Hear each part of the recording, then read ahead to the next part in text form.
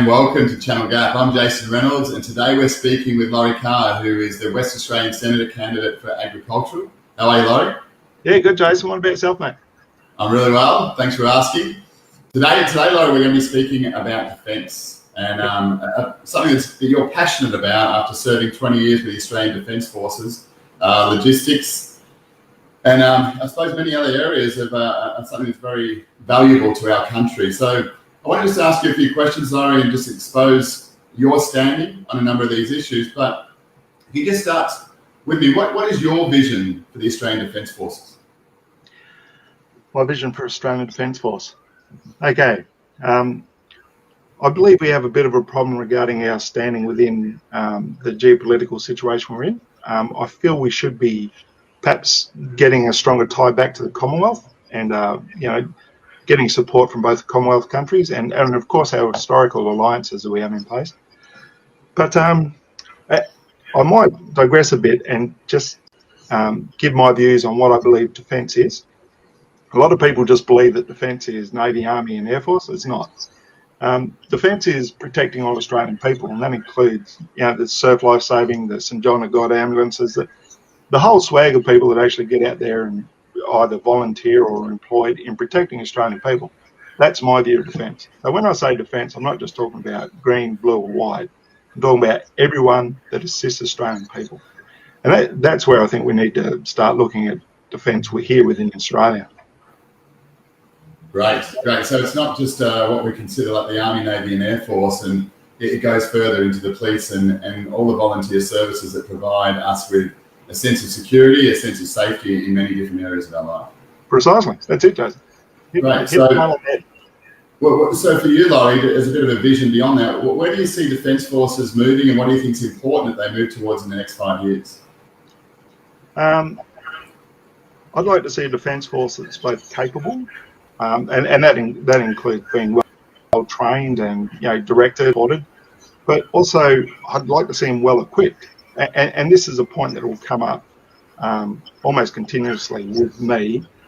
That is, we need to start providing Australian goods to Australian people so they can do the job of defending Australia. I mean, one of my policies I'm chasing is employment and industrial relations, and I'll probably go into that a lot deeper later on. But we need to be able to support the people that we expect to defend Australia, and that needs to come from a governmental level. We need to take responsibility for what we do for people that is actually defending Australia. I mean, there's a lot of veteran suicides. There's a lot of problems that we've got facing people that defend us, and I'd like to address that. Great. I mean, that's a big thing. You see this a lot around the world where veterans, those people who go and sacrifice their life, are often forgotten when they do come back. And obviously, a lot of them are tarred with a brush that, people who are not understanding the nature of war and I suppose the obligations that some people do find themselves within. So, suicide is a massive issue that we'll go into at another time. But what assets do you feel best suit defence for Australia? How do you mean, sorry? What assets do you feel best suit defence for Australia? Oh, great question.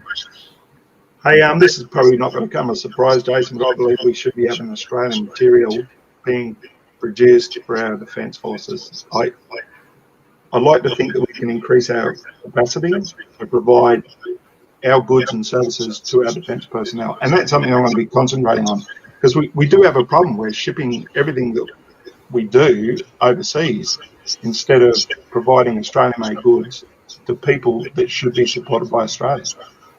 So within our own country, with a great amount of manufacturing that we have, and I suppose has been lost, is those assets are all produced offshore at this stage, or the large majority of them are?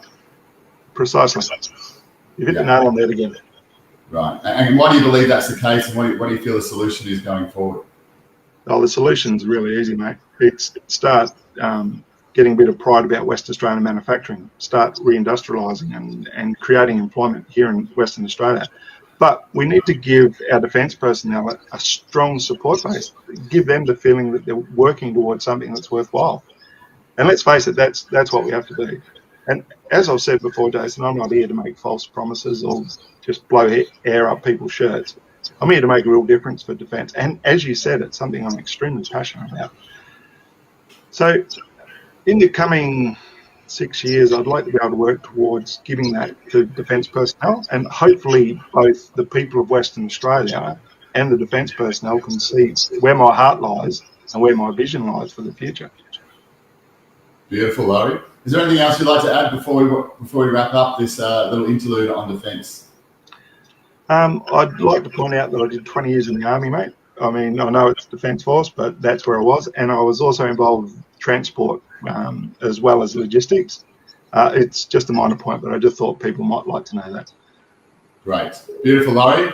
Great speaking to you today, and look forward to seeing more of you as we move towards this fairly significant West Australian election on March the 14th. Always a pleasure, Jason. Thank you, mate. Pleasure, Lawrie. The Great Australian Party. Policies for the prosperity of all. Vote GAP for the restoration of the Commonwealth.